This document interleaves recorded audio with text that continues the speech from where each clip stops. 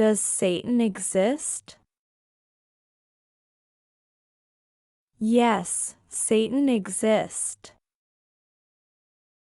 People, even Christians, are incredulous about the existence of Satan and spiritual influences in our lives.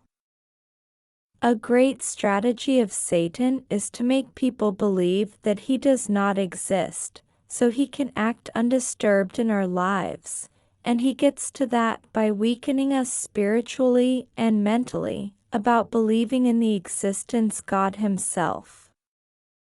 In any case, if we are Christians and believe in God and the Bible, we can read in the life of Jesus that he healed many people who were even possessed by spirits or demons, and that Satan even entered into Judas Iscariot, who later betrayed Jesus.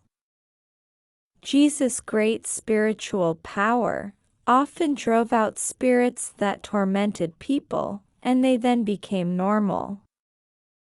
The influence factor of evil and the evil spiritual world exists and manifests itself in people's lives, even through depressions, stress, and psychosomatic illnesses.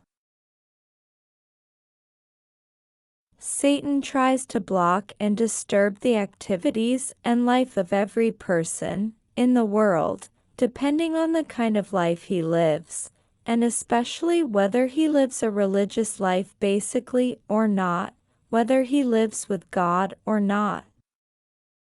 If a person already manifests in his life, by himself, without needing to be influenced, the will and purpose with which Satan wants him to live, this person doesn't care so much, because he already does his will automatically, and lives without God and in the spiritual world. He will belong to his hellish world.